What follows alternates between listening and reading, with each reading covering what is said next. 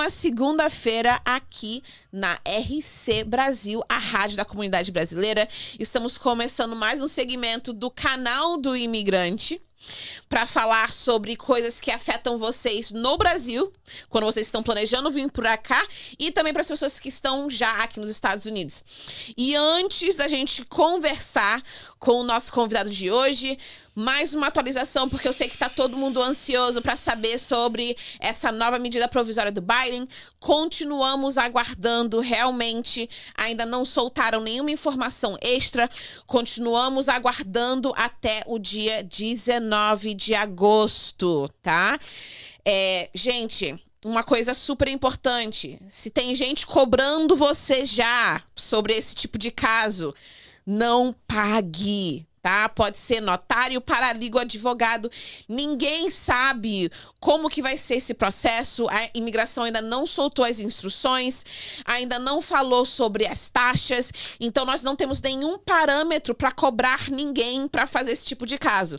Agora, uma coisa assim, que a gente já vem falando toda semana, se você, acredita que você se enquadra nessa lei, uma coisa que você deveria fazer, uma coisa que você precisa fazer, separar as suas documentações para comprovar que você mora nos Estados Unidos, que você tem a sua presença física nos Estados Unidos nos últimos 10 anos, tá? Isso daí vai ser hiper mega importante.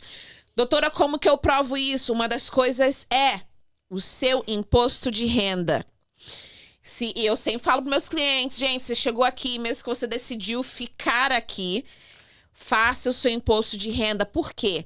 A lei imigratória é totalmente diferente da lei de imposto de renda, de taxas do IRS. Então, o momento que você está aqui, mais 180 dias corridos, você é um residente fiscal. Então, você tem obrigação, sim, ao país de pagar o seu imposto de renda. Então, se você está aqui há 10 anos, você deveria ter 10 anos de imposto de renda para comprovar sua presença. Outra coisa também, se você tem um aluguel, todos os lugares que você teve o aluguel dos últimos 10 anos. Ai, doutora, mas isso é muita documentação. Gente, é a sua vida, é o seu futuro, é o seu caso. Corra atrás dessa documentação. Se você tem filhos nos Estados Unidos nos últimos 10 anos, o recorde escolar, ele vai mostrar quando que a criança começou, vai mostrar nota, vai mostrar para qual escola, enfim, school transcript, tá? Isso vai ser mega importante para comprovar esse mega detalhe importante, tá? Para você, se você se enquadra nessa medida provisória, você vai precisar comprovar esses últimos 10 anos da sua vida aqui na América. E hoje, agora, para começar, nós temos um convidado super especial, uma pessoa que também eu já conheço há muito tempo, que me conhece há muito tempo, conhece a minha família e faz um hiper mega trabalho aqui na Flórida, não só com a área de atuação, mas também na comunidade brasileira, tá? Nós temos o meu convidado hoje, Silmo Moura. Prazer estar aqui com vocês. Muito obrigado, Larissa, doutora Larissa. Uma honra, na verdade, estar aqui no seu programa. Obrigada. A gente aliás, o Silmo primeiro conheceu meu pai, porque na realidade, a minha vida toda aqui no sul da Flórida, eu sou conhecida como a filha do Levi, né? Então, o Silmo conheceu o meu pai, amigo nosso de família. E Silmo, o que você faz? Qual é a sua área de atuação? Bem, eu sou um corretor imobiliário, essa é a minha área de atuação aqui principal, e faço isso. Antes eu fazia mortgage, trabalhava com financiamentos, hoje eu estou doutorado da mesa e faço isso por cerca de, agora uns 25 anos já, 25 anos. Então não é pouco tempo que você trabalha. Não. Então você já viu a bolha encher, a bolha Sim. explodir, a bolha implodir. Sim. De tudo que já aconteceu no mercado imobiliário aqui nos Estados Unidos. Mas antes disso, antes de você chegar desse lado de cá, conta pra gente da onde que você é e por que você veio aqui para os Estados Unidos. Eu sou de uma cidadezinha chamada Almenara, que fica no nordeste de Minas, Vale do Jequitinhonha, e é uma cidade muito querida, muito muito gostoso de viver lá. E eu vim para a América através daquele Exchange Visitor, que sim. eram 8 brasileiros que vieram para os Estados Unidos e 8 americanos vão para o Brasil. Questão de boas notas, essa coisa toda. Isso... No J1. J1, exatamente. Isso, estou falando agora de uns 35 anos atrás. Né? Eu morava em Recife, mas eu sempre quis falar inglês. Eu sempre quis conhecer os Estados Unidos, ou um país que falasse inglês. Mas eu vim de uma família que não tinha condições para isso, obviamente. Mas quando você coloca os seus planos nas mãos de Deus, sim, Deus encaminha e coloca pessoas no seu caminho e abre portas para você. Então eu vim através dos Menonitas, né, que sim, é uma igreja menonita, os Amishes. E a primeira vez fui para Elkhart, Indiana. Né? E foi interessante porque quando eu cheguei em Indiana, não conhecia ninguém que falava português ou espanhol. Não, Indiana realmente é no meio... É o que eu chamaria de América de verdade, né? América, exato. Você só encontra lá os americanos. Exatamente. Então, eu tinha uma escolha, falar inglês ou falar inglês. Caso contrário, eu não podia se comunicar. E foi muito bom essa passagem por Indiana com minha família, meus pais americanos, né, já faleceram. E essa foi a forma que eu cheguei na América, né? Gostei muito da América, isso é um programa de 1 ano, né? Voltei para o Brasil, aí então que eu apliquei para imigrar para os Estados Unidos mesmo como residente. Entendi. E eu me lembro que da outra vez que a gente conversou sobre a sua primeira... O seu primeiro impacto quando você chegou nos Estados Unidos, né? Porque a realidade é que a nossa cultura é extremamente diferente da cultura americana. Isso. Qual foi um daqueles impactos, logo que você chegou, que você falou assim, uau, não estou mais, né, no Brasil. We're no longer in Kansas, né? Right. Bem, são 2 coisas bem simples que aconteceram comigo. Bem simples, claro que outras coisas também. Uma delas foi em termos de comida. Quando eu cheguei, o voo foi para Nova York. E de Nova York, então, fomos de carro com outras pessoas que vieram do Brasil também, para Elkhart, Indiana. E eu tava com muita fome, né? Muita fome. Eu era um estudante, não tinha dinheiro. E a minha família, então, quando chegou, eles foram jantar e perguntou se eu queria jantar com eles. Eu falei, não. Porque é normal, no Brasil você não fala sim, você fala não, e a pessoa vai insistir, não, você vem comer. E eu falei não, esperando que eles me chamassem novamente. Aí eu sentei no sofá da sala enquanto eles comiam na cozinha. E eu fiquei com fome. Quer dizer, eu sei que é uma coisa bem simples, mas para mim foi um choque cultural deles não ter insistido que eu participasse do jantar com eles. Porque a nossa cultura, aliás, eu tenho muito esses choques, às vezes, por estar aqui nos Estados Unidos por tanto tempo, depois ter essa interação com, né, o Brasil, quando eu volto pro Brasil, e ter esses choques de coisas simples, mas que até mesmo, na sua simplicidade, parecem até grosseria, né, da cultura. Sim. Mas que, por exemplo, uma das últimas vezes que eu estive no Brasil, tava todo mundo comendo, meu tio chegou um pouco depois, aí eu falei, tio, você quer comer? Ele falou não. Eu segui minha vida. Eu comi, não sei o que lá. Aí daqui a pouco eu vejo minha mãe colocando um prato. Falei, mãe, a senhora vai comer de novo? Ela falou, não, é pro seu tio. Eu falei, ué, mas eu perguntei pra ele, ele falou que não queria. Aí ela, não, filha, mas é porque aqui, né, é diferente. Talvez ele tava com vergonha, ou talvez não sei o que lá, não sei o que lá.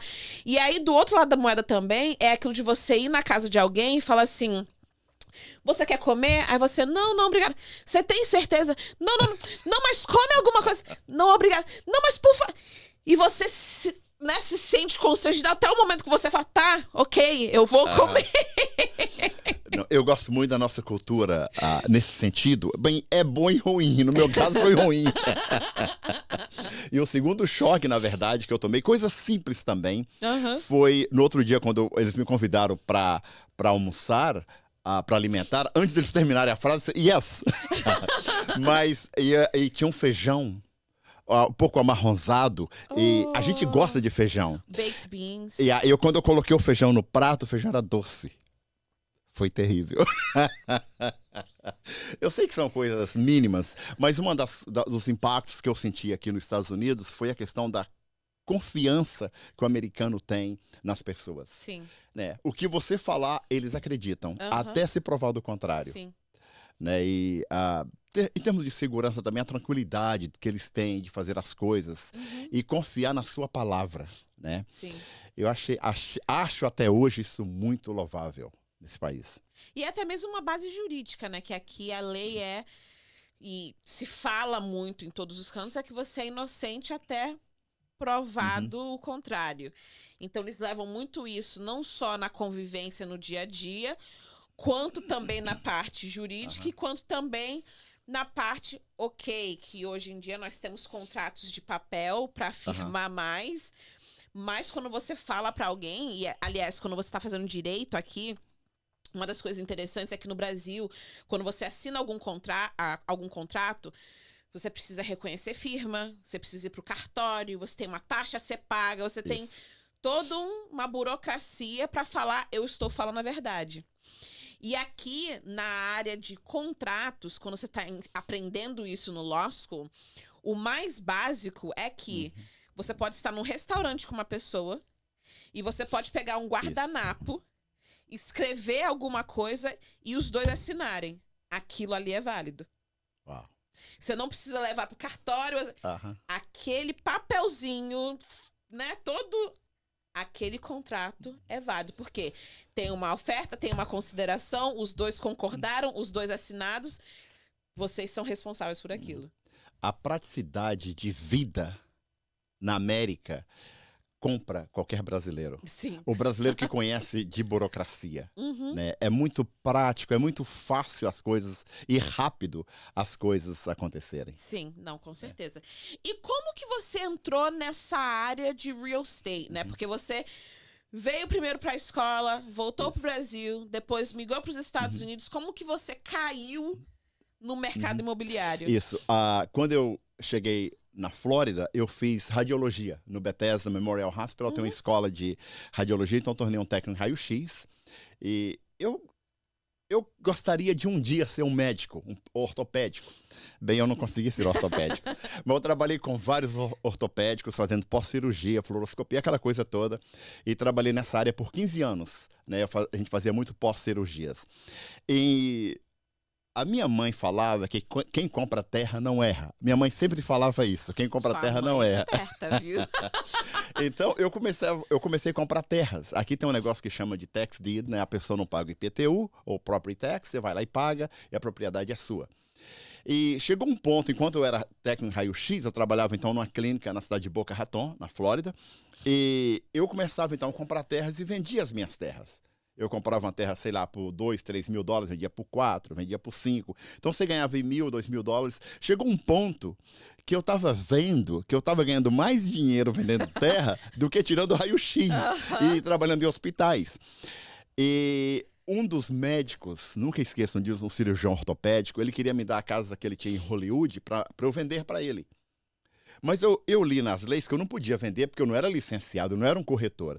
E ele me falou uma coisa que foi o ponto-chave de tudo. Ele falou, tira sua licença e vende minha casa. Eu tirei uma semana... Simples, tão né? simples. Eu tirei uma semana de férias, estudei das 7 da manhã às 7 da noite no Gold Coast, tirei minha licença e vendi a casa dele. Na venda da casa dele, eu ganhei o que eu ganhava em 6 meses no hospital. Uau. Aí foi quando eu cheguei e pedi, então, as contas. Eu ainda mantenho minha licença de raio-x inativa. Eu faço os meus CEUs a cada 2 anos, tal. E daí, então, real estate. Então, esse médico foi o ponto-chave que Deus usou para eu migrar da área médica para a área área imobiliária. Não, e foi é engraçado o poder da palavra, né? Isso, exatamente. Porque, especialmente quando você é imigrante aqui, você muitas vezes, você se limita o que você pode, o que você não pode, qual área que você pode navegar, qual que você não... E uma palavra tão básica, tá, tira a licença e vende minha casa. Exato. Olha, Estados Unidos, eu comparo os Estados Unidos como um oceano. Você pode ir à praia, ficar só na praia e ir para casa. Você pode ir na praia e ficar naquela areia molhada e ir para casa. Você pode ir à praia e chegar no mar, só sentar na água e ir para casa. Ou você pode se afogar, no bom sentido, no mar. Aham. América, os Estados Unidos da América é isso. É um país que te dá oportunidades.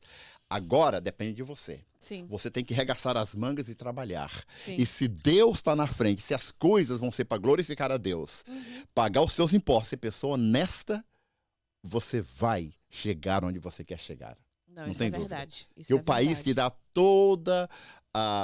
te dá todo o apoio, né? E te dá todas as condições para você chegar nesse ponto. E isso é importante ressaltar, que é independente dos seus status imigratórios. Porque eu sempre costumo falar para as pessoas que até eu conseguir a minha documentação, até eu me legalizar nos Estados Unidos, eu fiz muita coisa sem ter um social, sem ter uma permissão de trabalho, sem ter um green card.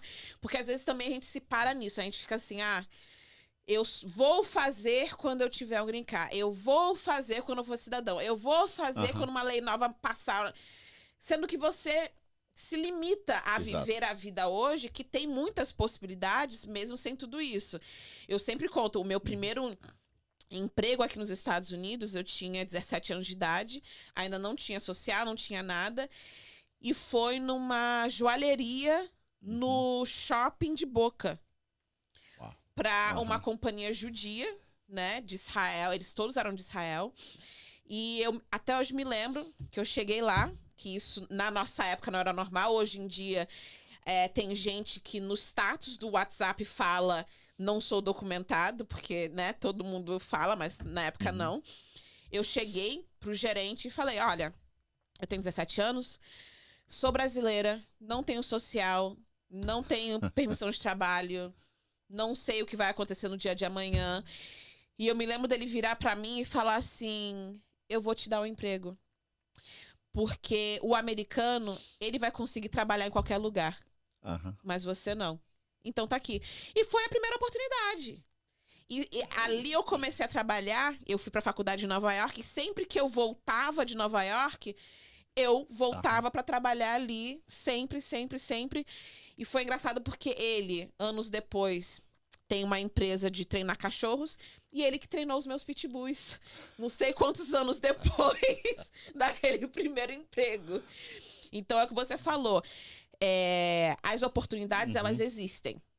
Mas você também tem que estar preparado para receber, né? Para se posicionar e não se limitar com o que Deus já colocou ali na sua frente. Eu tenho visto muito isso nos brasileiros. Eles se limitam a escondendo atrás, porque eu não tenho documento, porque eu não sei falar inglês. Aprenda a falar inglês. Sim. Existem escolas de graça nesse país de inglês à noite, porque você pode trabalhar, e de segunda a quinta tem escolas de graça. E tem escolas muito baratas também que você pode conseguir. Eu me lembro muito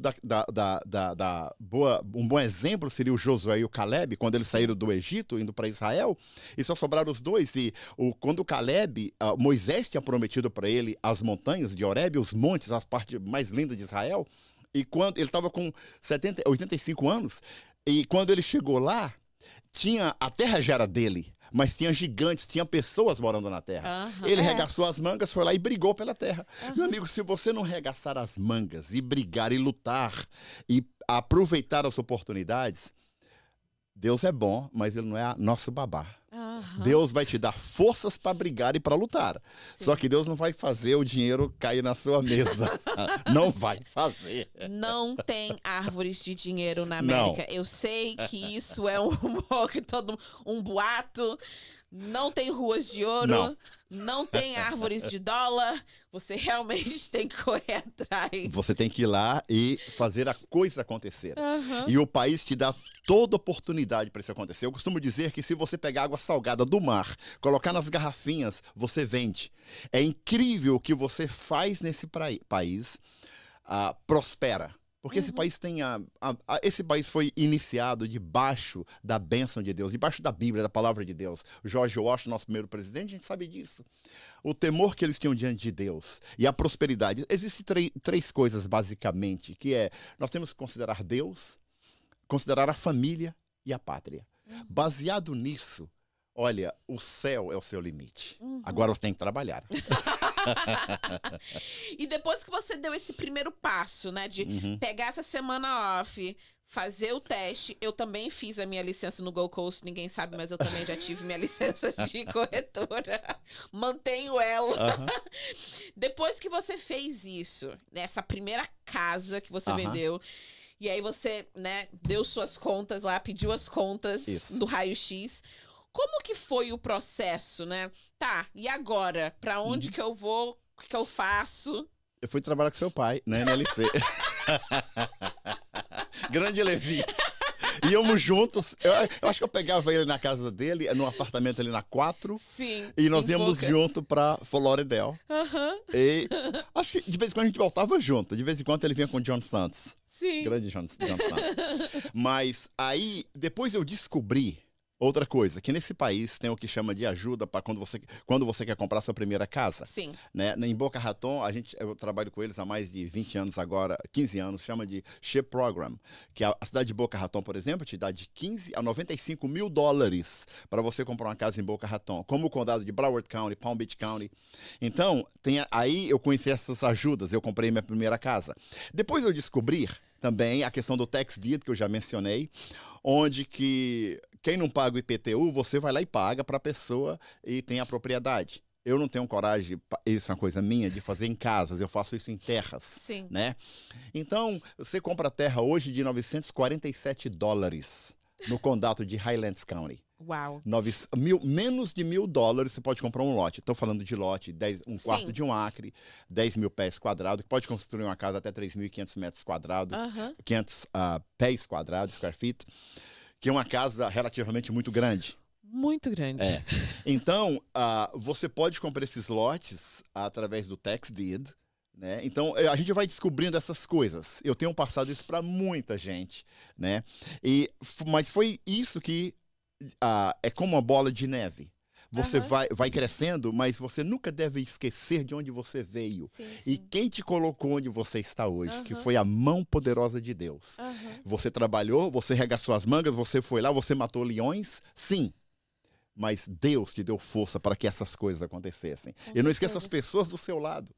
O Levi é um cara que eu jamais vou esquecer dele, porque ele sempre empurrava a gente para frente, para trás não, para frente. Vamos lá, você vai conseguir.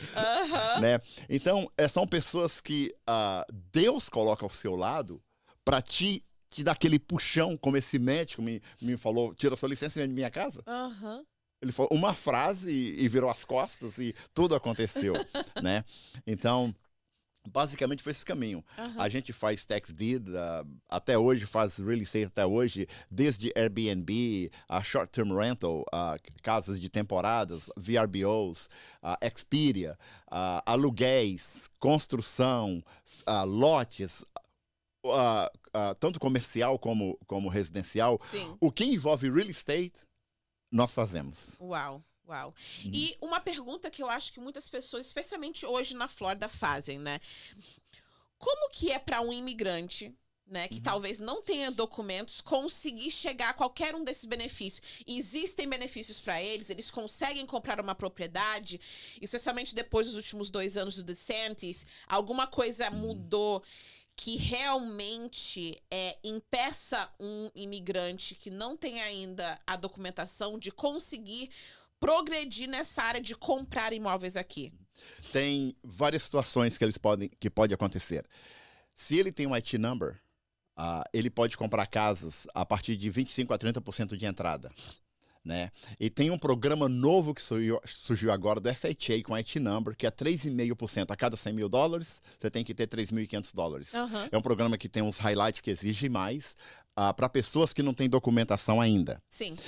Essa seria a primeira possibilidade de comprar uma propriedade com IT Number, com 30% de entrada. A segunda, muitas pessoas que vêm para os Estados Unidos têm uma vida normal no Brasil ainda. Sim. Empresários, têm empresas, ou podem provar renda no Brasil.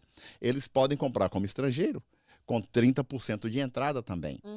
Isso na questão da compra da casa. Dos benefícios de ajuda, por exemplo, eu dei o exemplo de Boca Raton, que é de 15 a 95 mil. Nesses programas, você tem que ser residente, o Green Card, Sim. ou um cidadão, Aham. para você se encaixar nesses programas. Sim, porque Mas, são exato, programas do governo. do governo. Mas isso não te impede de comprar uma propriedade. Sim. Né?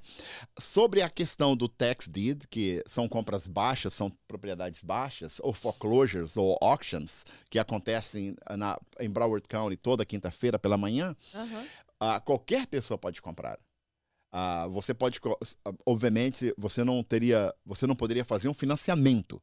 Sim, sim. Mas uma casa de 300 mil dólares, eu já vi auctions em casa de 300 mil dólares que você arremata por 100 mil dólares, sem nenhum lien. Muito importante a questão do lien.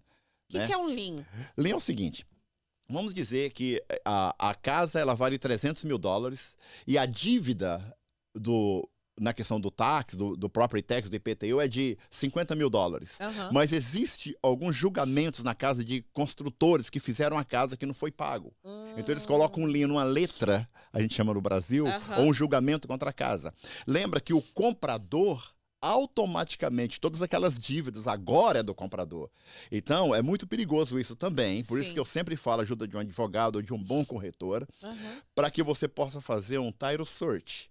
Uma vintena, a gente chama no Brasil. Sim, sim. Para que, se você compra uma casa de 50 mil e você sai todo alegre porque ela vale 300, você comprou por 50 mil. Mas 3 meses depois começam a chegar as contas. Que aí vão dar os 300 Vai dar, ou mais, por causa de juros. Então é muito importante, é uma boa oportunidade, mas tenha cuidado quando você for fazer isso.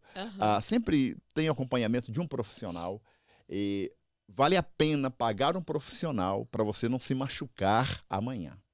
Não, especialmente é o que a gente sempre fala, né? Gente, se é uma área que você não conhece, que você não sabe, você precisa obter informação para poder fazer o negócio direito. Sem né? dúvida. Para poder saber os caminhos.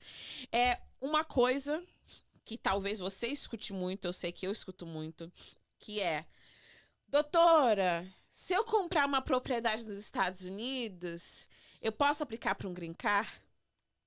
Porque eu não sei da onde que surgiu essa ideia de que se eu compro uma propriedade na América, eu tenho direito ao green card. Você já ouviu isso, Silvio? Muitas vezes. Bem, você é a advogada de imigração, sabe bem mais que eu. Isso não te leva ao green card nem à residência. Claro, te leva a uma prosperidade financeira. Sim. Nada errado quanto a isso. Sim, por favor, seja próspero financeiramente Exatamente. falando.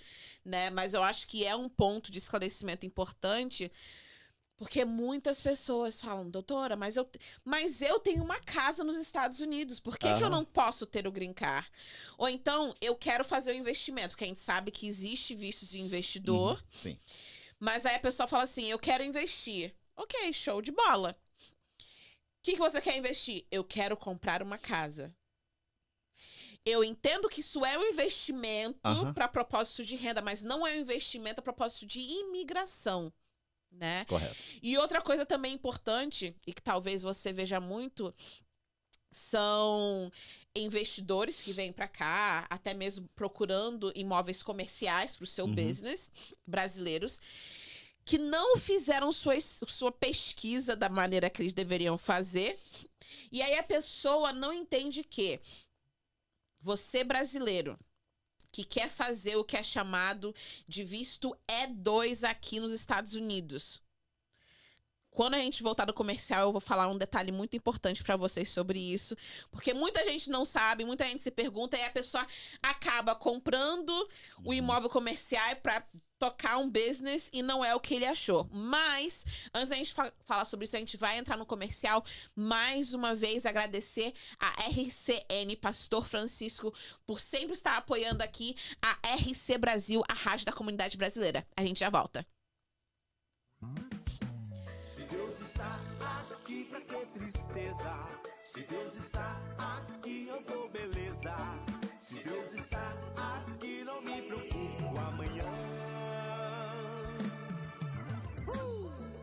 Se Deus está aqui, eu não me preocupo com amanhã. Deus está comigo.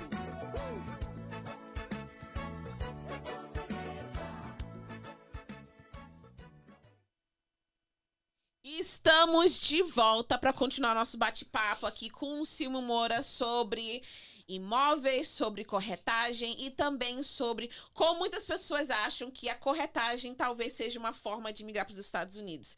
E como a gente estava conversando, o visto E2, tá? O visto E2 é para investidores que querem investir nos Estados Unidos.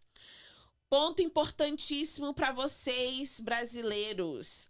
O E2, se você é brasileiro e você somente tem a cidadania brasileira, você não se qualifica, tá? Então, vamos começar por aí. E2 para brasileiros. Tem uma lista de países, tá, que se qualificam para esse tipo de visto, mas o Brasil não entra nessa lista.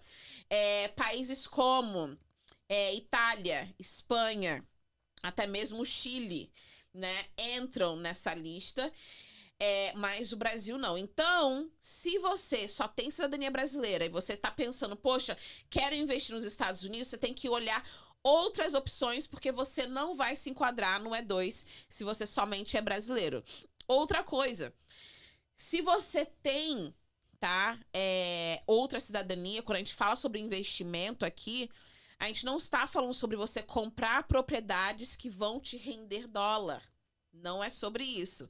Quando a gente fala sobre investimento, você tem que estar criando trabalho nos Estados Unidos. Você tem que estar ajudando a economia americana a girar.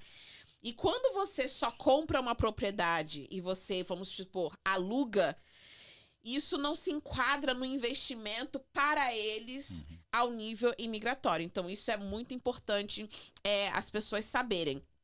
Agora, Silmo, você falou sobre essas diferentes possibilidades, a gente falou sobre pessoas, né, que não têm um documento e elas têm a oportunidade de comprar. Mas uma coisa que muita gente pergunta: doutora, eu estou indo para os Estados Unidos com visto de turista. Posso comprar uma casa nos Estados Unidos? Sem dúvida. E deve. Não só pode, como deve. Há muita gente fala comigo que, mas aí, se acontecer um imprevisto, eu sou deportado. Que o governo vai tomar minha casa. Não. O governo americano não vai roubar a sua casa. Esse é um país sério, eles jamais fariam isso. Nós administramos casa hoje para pessoas que foram deportadas, infelizmente. Oh, uau. Né?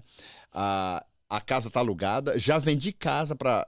Infelizmente, aconteceu situações assim. Um cliente meu, nós vendemos a casa, ele preferiu que a casa fosse vendida. O dinheiro é dele. A propriedade era dele, o dinheiro é dele. E eu também administramos propriedades aqui de pessoas que moram no Brasil e que compram nos Estados Unidos e tem esse rendimento. Sim. Né? Então, não existe... O governo não vai tomar a sua casa. A menos que você faça alguma coisa ilegal, claro, lavagem de dinheiro, o governo vai tomar sua casa e você vai para a cadeia. Exatamente. Vai para o lugar que você merece ir, se você fizer coisas erradas. Exatamente. E a lei na América, a senhora advogada sabe disso, a lei aqui funciona. Tanto para o pequeno como para o grande. O Mike Tyson foi para a cadeia como o cara, não desmerecendo posições, como o lixeiro que pega nosso lixo às segunda e quintas-feiras, também pode ir para a cadeia, né? Então, a lei funciona nos Estados Unidos da América. Eu sei que tem muita gente que vem para os Estados Unidos, traz a família para os Estados Unidos, e cada centavo que eles fazem, que eles mandam para o Brasil. Só que a esposa está aqui, o esposo está aqui, os filhos estão aqui, isso aqui vai ser a futura vida deles.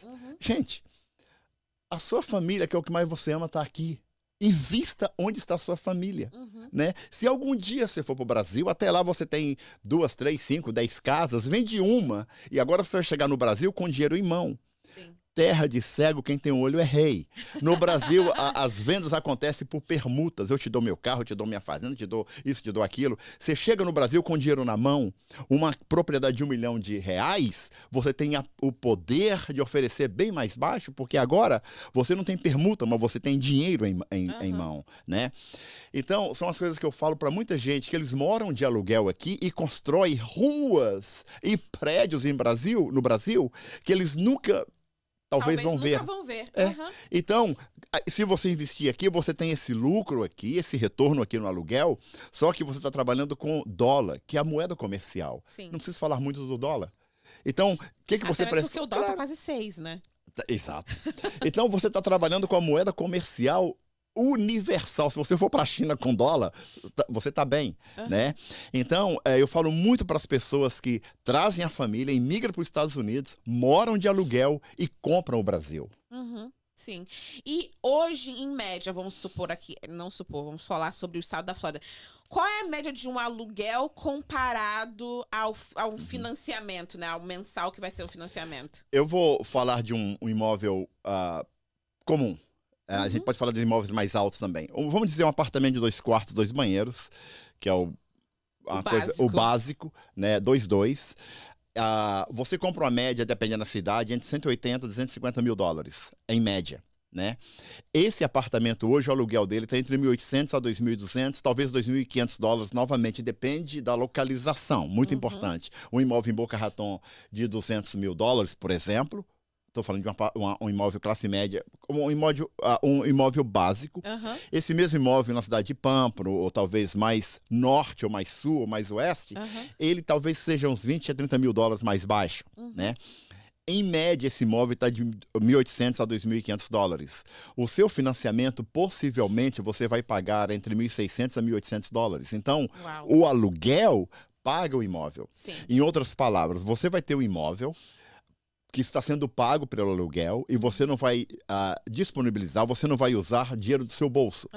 É claro que você não vai fazer $1.000 por mês, $2.000 por mês. Só que na valorização desse imóvel, que 10 a 15%, por exemplo, no condado de Broward County, você ganha na venda desse imóvel. 3, 5 anos daqui, esse imóvel não está mais 200 mil, muito menos 250 mil.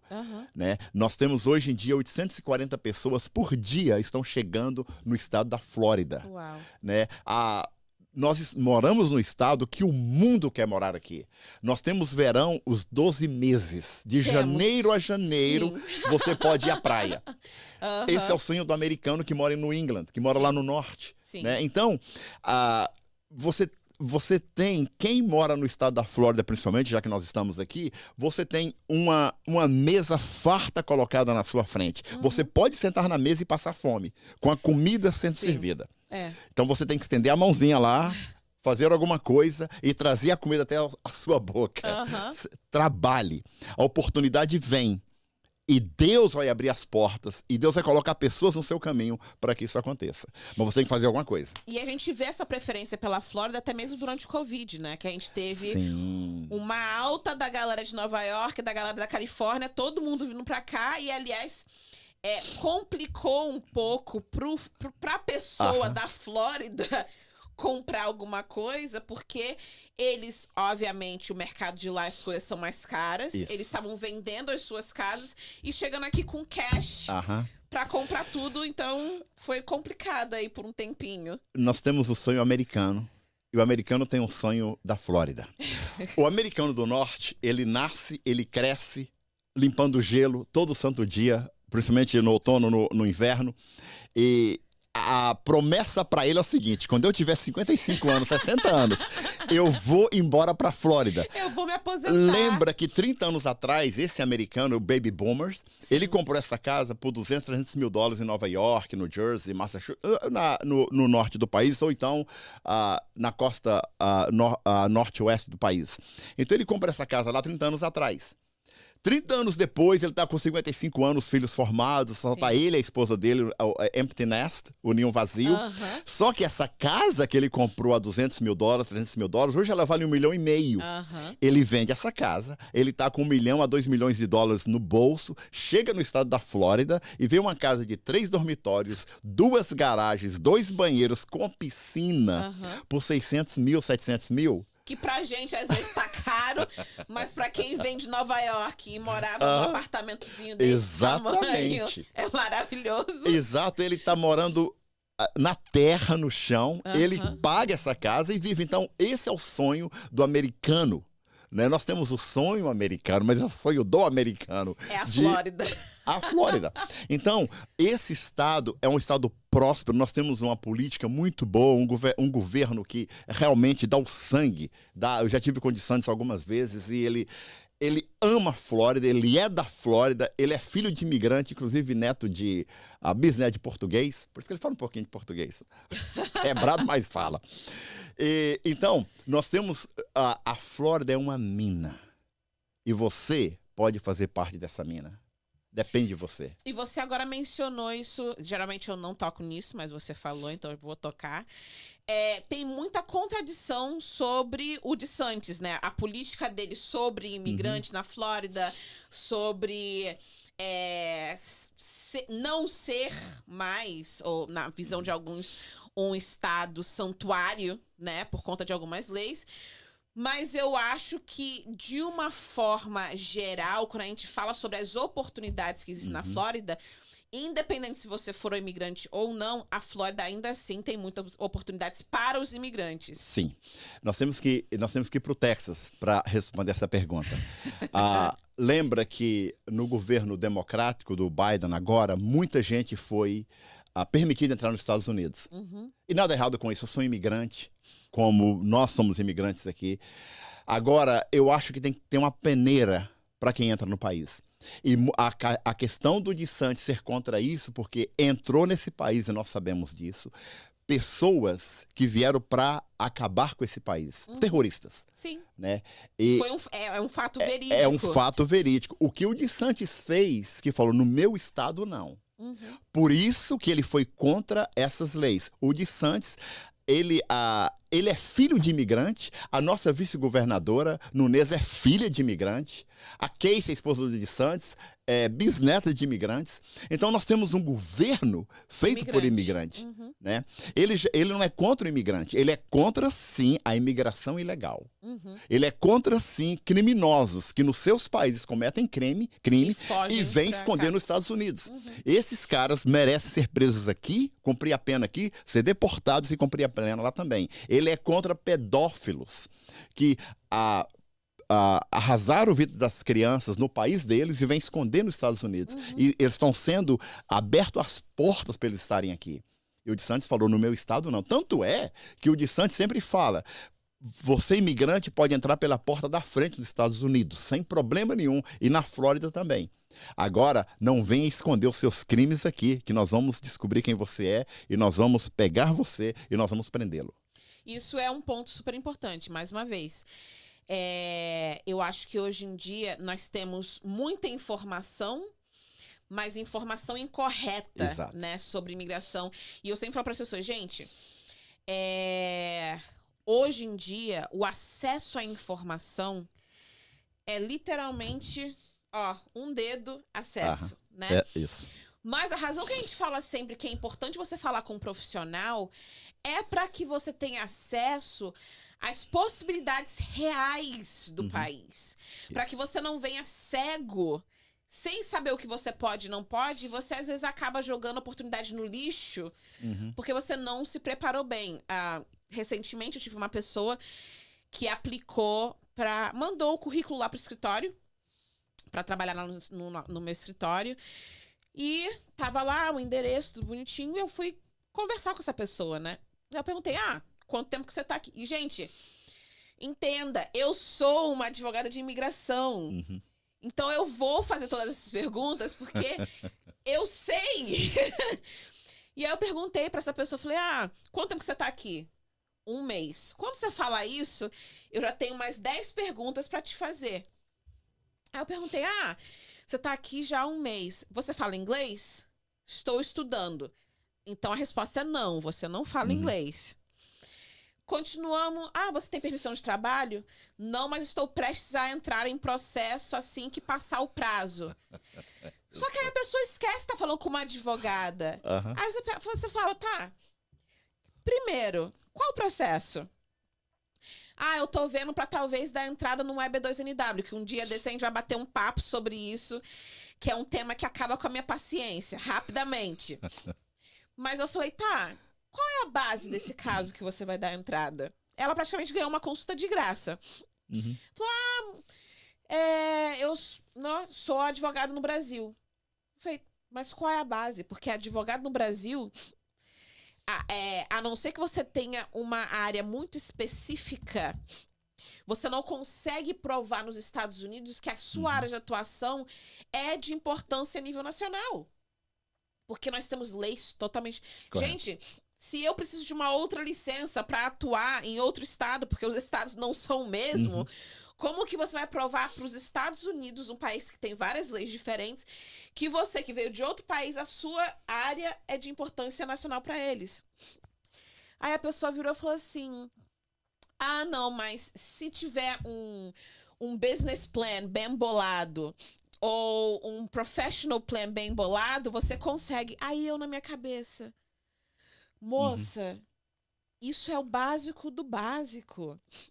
O que tem de especial em você para você tá... Você acabou de chegar aqui, você não precisa ficar fora de estado, você não precisa perder oportunidades, mas você precisa falar com pessoas competentes, porque o que eles estão te falando não está correto. Aí ela foi...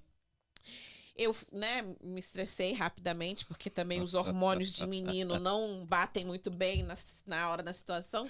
Eu falei, tá, e como que você vai conseguir uma permissão de trabalho? Ah, eu tô vendo, porque também eles falaram que eu posso...